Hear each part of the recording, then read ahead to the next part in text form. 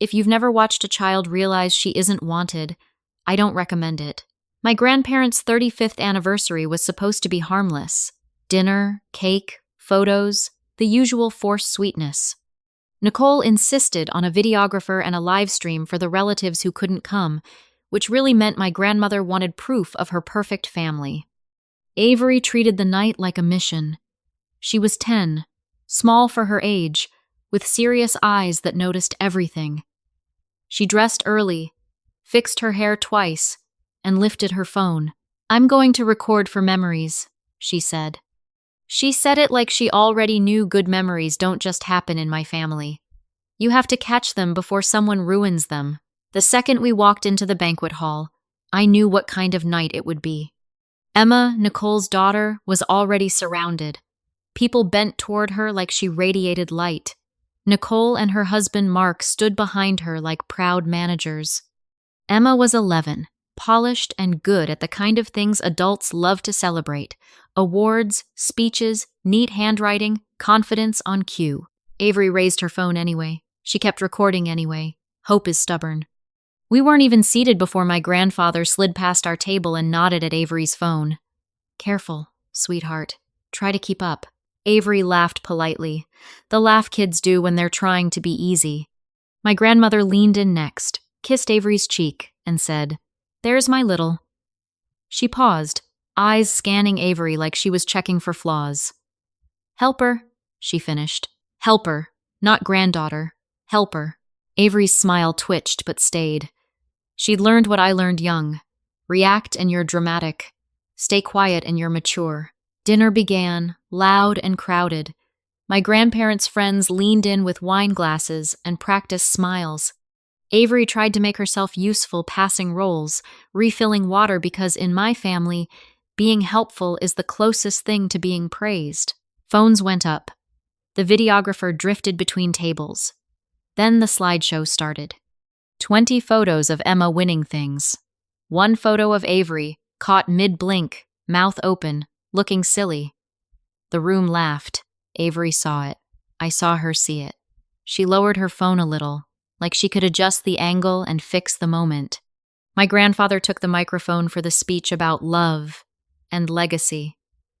Then he smiled like he was about to be generous. "Tonight," he announced, "we're also celebrating the future of this family." Nicole's hand landed on Emma's shoulder. Emma smiled like she'd rehearsed it. "Emma will inherit the house," my grandfather said. Applause. My grandmother took the mic smoothly. "And the family fund," she added, smiling for the cameras. $200,000. That goes to Emma, too. She paused, looked across the room like she wanted everyone to hear the next line clearly. Avery is not included. For a second, my brain refused to process it. It was too clean, too public. But the room reacted. A few claps, a few cheers, a few relieved laughs. Avery's phone stayed raised for one more heartbeat, like she was waiting for someone to say her name. No one did. Then her hand dropped so fast the camera caught tablecloth. My grandfather leaned toward the front table and chuckled loud enough to carry. "In every family, you need a smart one." More laughter. "Not everyone. Enough." Avery went still. Her shoulders lifted like she was trying to shrink. Her eyes locked on the tablecloth as if it was safer than looking up. I didn't cry. I didn't shout. I stood up, smiled the kind of smile that warns without raising its voice, and spoke into the microphones, and the phones, and the live stream.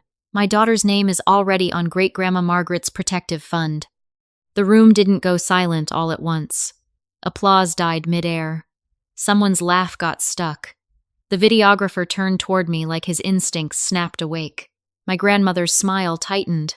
My grandfather blinked slowly, like he was trying to rewind time.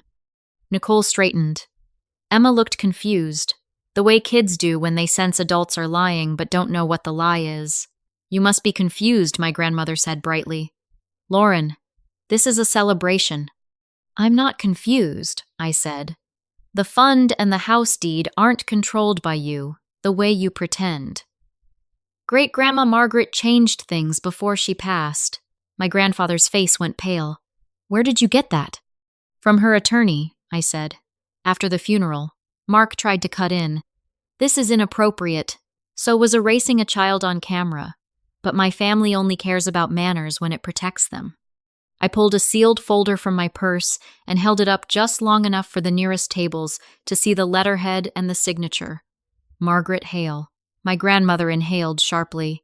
My grandfather's jaw worked. Avery finally looked up at me. Her eyes were wet but refusing to spill. She wasn't crying.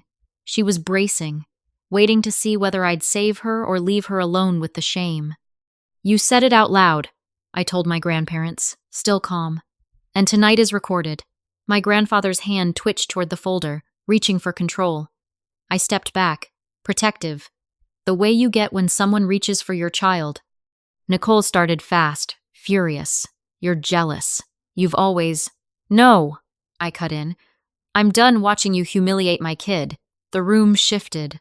People avoided my eyes because being reminded makes laughter feel ugly. I didn't stay to argue details. I turned to Avery, held out my hand, and said, "Let's go home." She stood so quickly her chair nearly tipped. As we walked out, I heard my grandmother whisper to Nicole, "She's always been dramatic, like defending my child was a personality flaw." My grandfather hissed, "This isn't over." I didn't turn around. I just tightened my grip on Avery's hand and kept moving, because they'd crossed a line in front of an audience and I was finally willing to draw one back. Cruelty in my family was never sudden. It was tradition. There was always a scoreboard. Nicole on top, me somewhere near the bottom. My grandparents didn't call it favoritism. They called it honesty. When I was 15, Sunday dinners followed the same script. My grandfather would ask Nicole about school first. She'd list her grades like a receipt. My grandmother would beam. Then my grandfather would turn to me and say, "And Lauren, how's everything?" Not school, not friends. Everything, like my entire existence, was a vague concern. "I'm fine," I'd answer. He'd smile like he was being kind. "Just try not to fall behind. Nicole's going places." Everyone laughed. Family laughter, they'd insist. The kind you join so you don't ruin the mood. So I learned to swallow it, to smile, to disappear. I became a single mom at 22. Avery's dad faded out of our lives with excuses that sounded reasonable until you looked closely. After he left, it was me. Work, daycare, bills, late-night laundry. I got good at doing hard things quietly. My family didn't see competence. They saw a cautionary tale.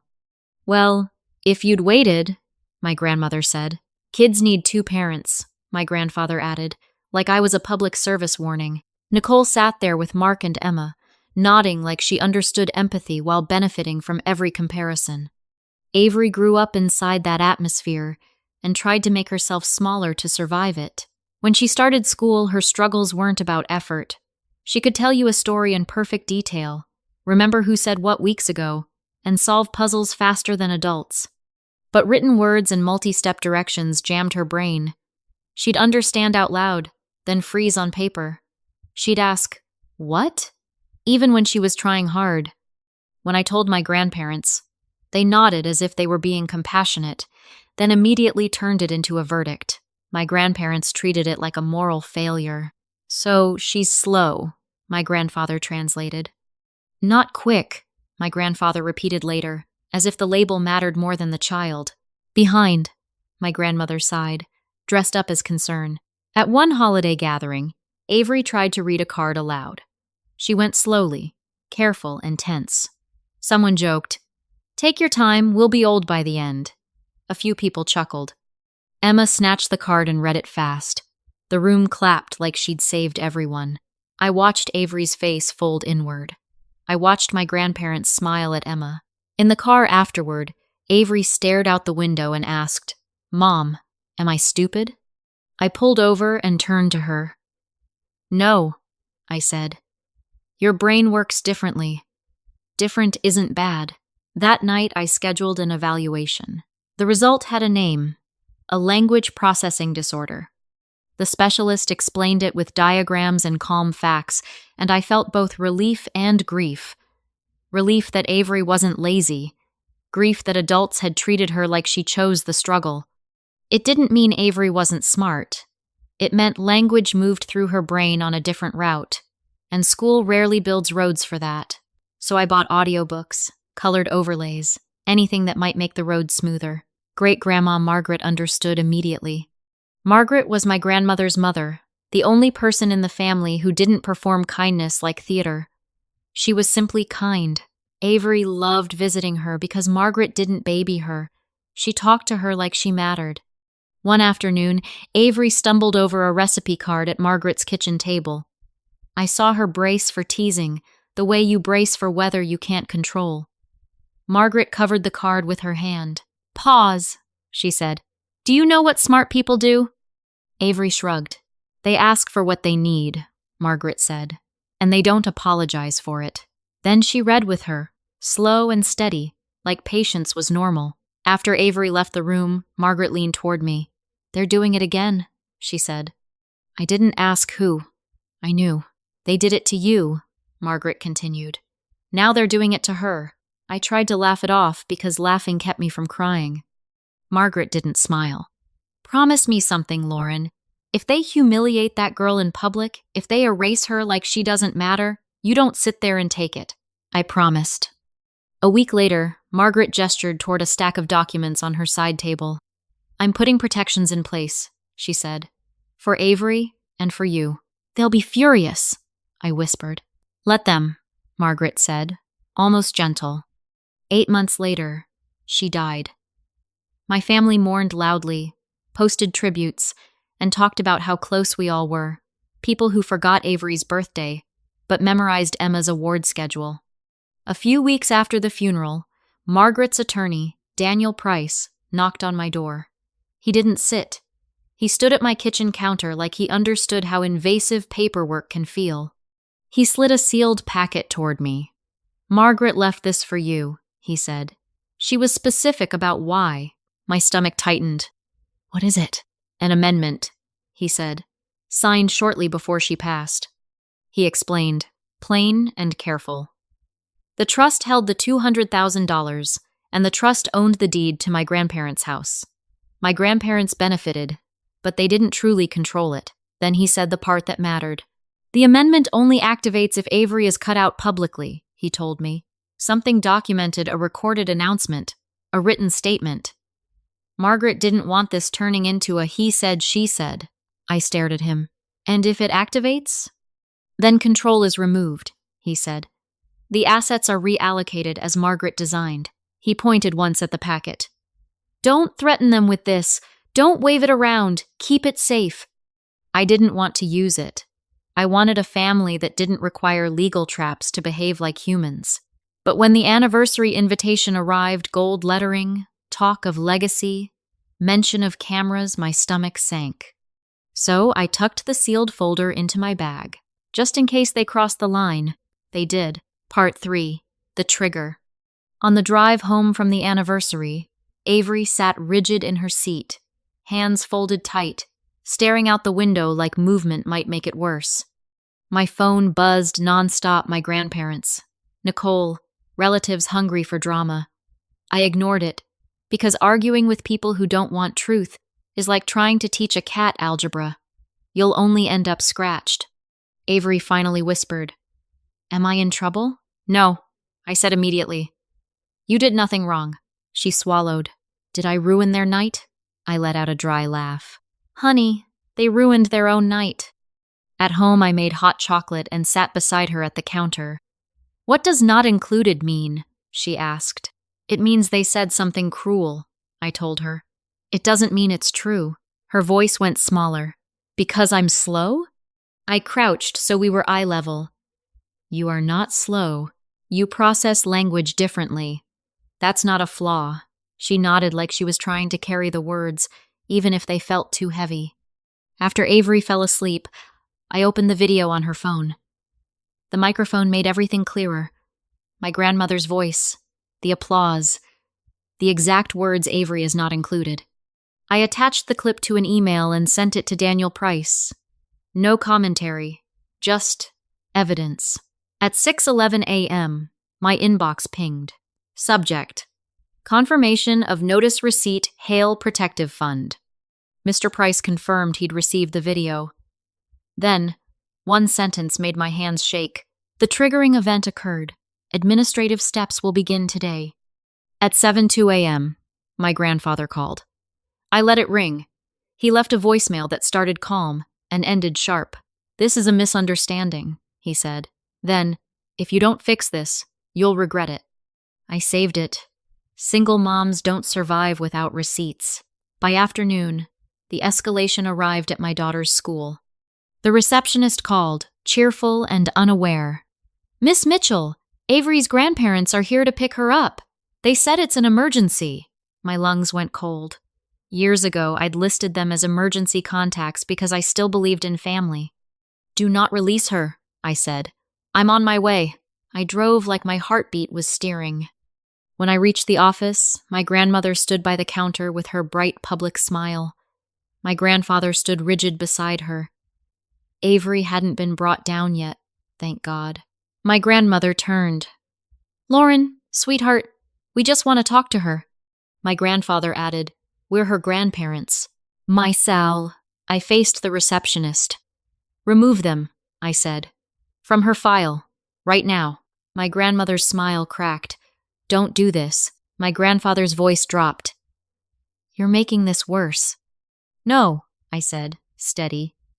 "You made it worse when you used a microphone to erase a child. Now you're trying to corner her at school," my grandmother hissed.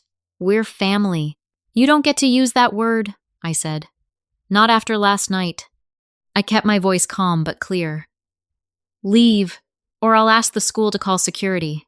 My grandfather looked around at the other parents drifting through the office. He swallowed his rage, because reputation is his oxygen. They left. The receptionist exhaled like she'd been holding her breath. "I'm sorry," she whispered. "Thank you for calling me," I said. "You did the right thing." Avery came down minutes later. She saw my face and froze. "What happened?" she whispered. I knelt. "I changed your pickup list," I said. "Only me. No surprises." Her eyes widened. Were they mad?" "They wanted access," I said. "They don't get it." Avery's voice shook. "I'm sorry." "No," I said immediately. "You never apologize for adults choosing cruelty." She leaned into me in the middle of the school office, and I held her like I didn't care who watched. The family group chat detonated that night. Someone posted, "Can you believe Lauren?" Someone else wrote, "She's ruining the anniversary." No one wrote, "What did we do to Avery?" 2 days later, a certified letter arrived for my grandparents. I saw it because a cousin texted me a photo like it was gossip. Notice of trustee removal Hale Family Fund. Notice of termination of occupancy benefit. They were losing control, and they were losing the house. My grandmother called in a panic. In the background, my grandfather yelled real panic, stripped of polish. "This can't be happening," she cried. "We didn't mean it. We were celebrating. Call Mr. Price. Tell him to stop." "I can't," I said. "And even if I could, I wouldn't." "You're punishing us," she sobbed. "No," I said. "I'm protecting her." My grandfather's voice cut through the speaker. "She planned this. She's always been bitter."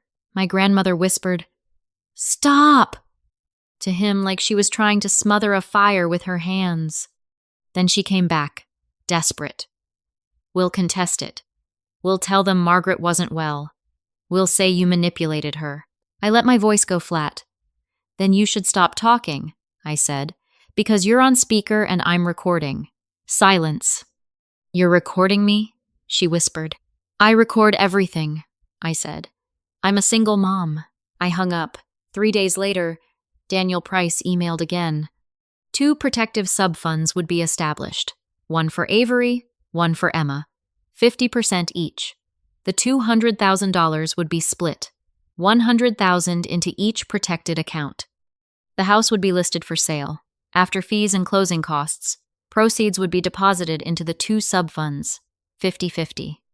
The email also outlined what the fund could be used for: education supports, therapies, and anything that helped each girl thrive without being exploited. At the bottom, Vacate within 30 days of notice. I stared at the line until my eyes burned. Avery wandered into the kitchen and asked softly, "Mom, are we okay?" I looked at her and felt something in me soften. "We're okay," I said. "We're safe." "Will they stop?" she asked. "I can't control them," I answered honestly, "but I can control access." She repeated the word like it was new. Access. "Yeah," I said. Access. The weeks that followed were full of two things: paperwork and noise. Daniel Price explained the process once, calmly. Margaret's amendment was written for exactly this situation: a public exclusion, recorded, undeniable. My grandparents could threaten to contest it, but the trigger was clean. My family didn't respond with apology. They responded with rage. Nicole left a voicemail that sounded like a press statement. "You're tearing this family apart. Mom and Dad are devastated. Emma is confused. You're making yourself look selfish." Relatives sent messages like, "You didn't have to go that far," as if protecting a child had a polite limit. Someone posted vague quotes about honoring elders. Someone else implied Margaret had been manipulated. I let them talk. I stopped arguing with people who wanted their comfort more than the truth. Instead, I protected my daughter. And they tested that protection immediately. I updated every school record. I added a password. I removed every name my family could use to reach Avery. I told her teacher, her after-school program, even the front desk, "If anyone claims an emergency, call me first." 2 weeks after the certified letter, they tried again. Not at the school office this time, at Avery's after-school program. The director called me, voice uncertain. "Your grandmother is here," she said. "She says she's taking Avery for ice cream. She seems very upset." My body went cold. "Do not release her," I said. "I'm coming."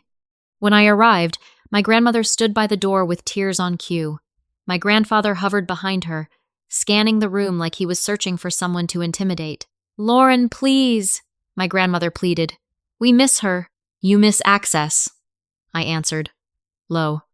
My grandfather snapped, "Don't talk to your grandmother like that." I turned to the director. "This is exactly why they're not authorized," I said. "If they come back, call me. And if they refuse to leave, call security." My grandfather's eyes flicked to the other parents watching. He swallowed his anger and backed off. They left without Avery, but not without trying to make me feel like the villain. That night, I emailed Daniel Price. Attempted pickup, date, time, names. He replied with one line: "Thank you. Continue documenting." Then I sat with Avery on the couch and said what she needed most. "Great-Grandma Margaret loved you," I told her. "She noticed your brain works differently, and she made sure you'd be safe." Avery stared at her hands. "Even if I'm not good at school?" "Especially then," I said.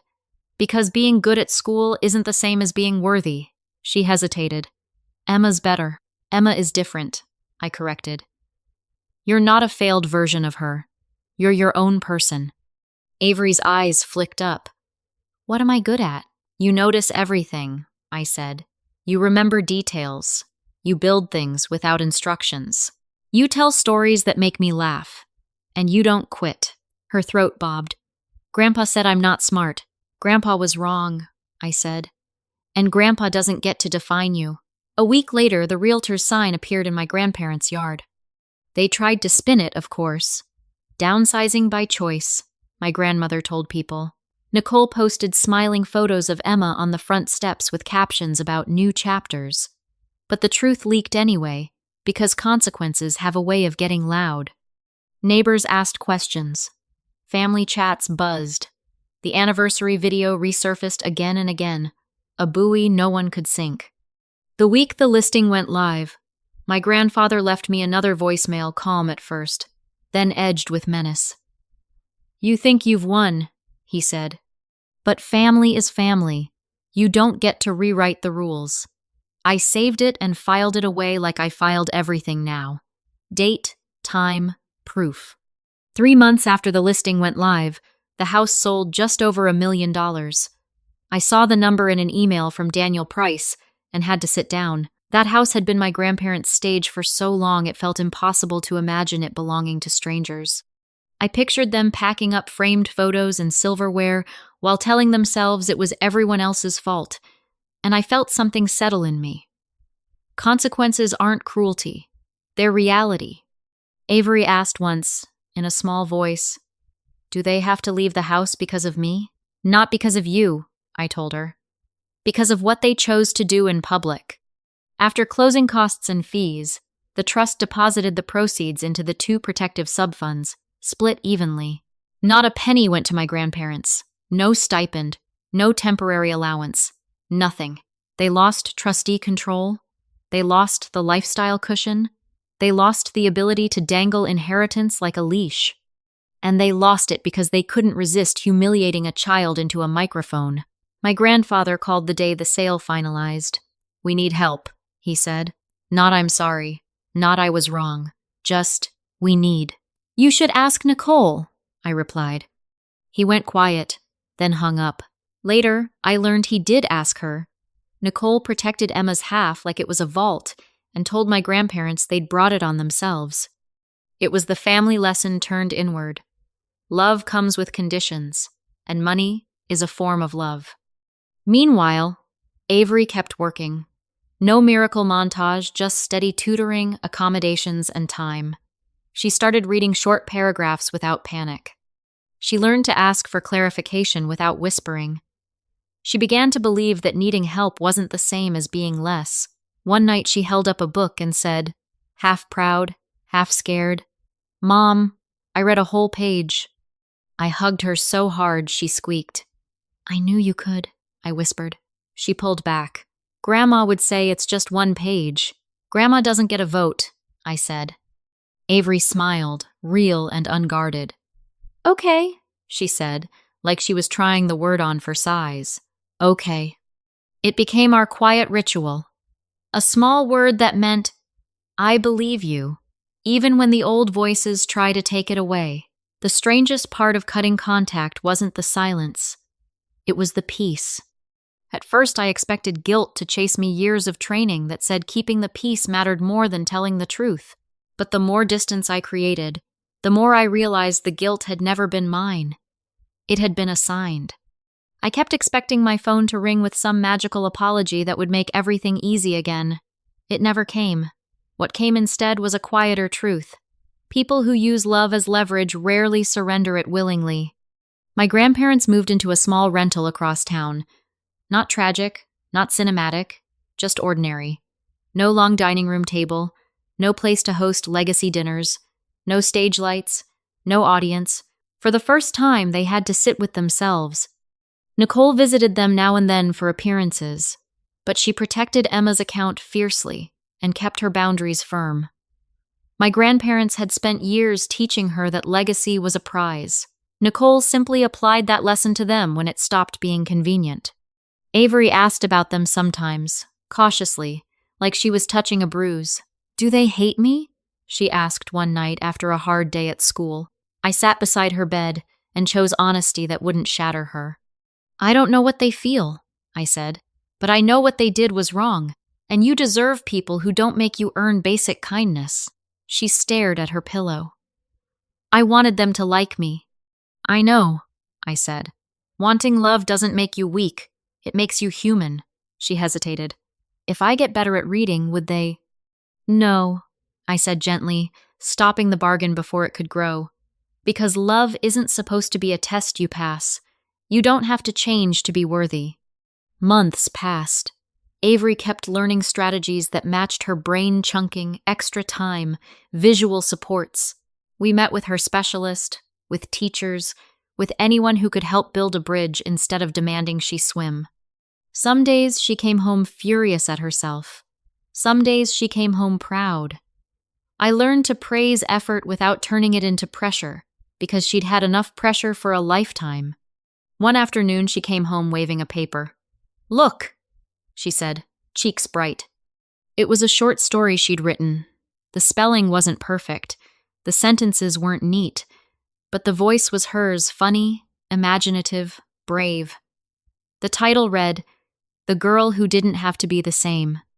I read it at the kitchen table, tracking the lines like she'd been taught. When I finished, I looked up. "This is you," I said. Avery smiled shyly. "Is it good?" "It's honest," I told her. "That's better than perfect." I also drafted a short no-contact message and saved it, because boundaries are easier when they're written. It said, simply, "Do not contact Avery without me. Do not show up at her school or activities. Any further attempts will be documented." I never sent it. I didn't need to. The legal paperwork already spoke. We didn't talk about the money much. I refused to let it become the center of our lives the way it had in my family. The protective fund paid for tutoring, for support, for opportunities that helped Avery grow without shame. It was a shield, not a trophy. My grandparents tried to rewrite the story anyway. They told relatives I was greedy. They claimed Margaret had been manipulated. They said I broke the family. But the anniversary video existed. The microphone existed. Their words existed, sitting in other people's camera rolls like proof they couldn't erase. One day, nearly 2 years after the banquet, my grandfather showed up in my work parking lot. He stood by my car, hands in his pockets, and for a moment he looked old in a way I'd never allowed myself to see. Then he lifted his chin, like he was about to speak from a podium. "Lauren," he said, "we should talk." "There's nothing to talk about," I said. "You can't keep Avery from us forever," he warned. My heartbeat stayed steady. That was new, steady. "Watch me," I replied. His mouth tightened. "She'll resent you." "Maybe," I said. "Or maybe she'll grow up knowing she doesn't have to beg for love." He took a step forward. I stepped back. "I'm not afraid of you anymore," I said, and felt the truth settle in my bones. He stared like that sentence was a language he'd never learned. Then he scoffed, turned, and walked away. That was the last time I saw him. One afternoon, I overheard Avery on a video call with a friend. The friend joked about being dumb at math, and Avery said, very matter of fact, "You're not dumb. Brains just work different ways." Then she shrugged and changed the subject like it was obvious. I turned away so she wouldn't see my face, because that sentence was the sound of healing. Avery is older now, still processing language differently, still brilliant, still stubborn. She reads more than she used to. She asks for what she needs without whispering. She's learning that confidence isn't something you're born with. It's something you build when you're treated like you deserve to exist. And me? I'm still a single mom, still tired, still learning, but I no longer confuse peace with betrayal. So if you're asking what this story is really about, it isn't money. It's this. Children are not less. They're different. Development isn't a race. It's a landscape. Comparing kids and humiliating them in public doesn't motivate them. It injures them quietly, deeply, for years. And when family crosses the line, protecting your child matters more than keeping the peace. Because love isn't an inheritance you earn, and no amount of money should ever buy the right to break a child in front of an audience.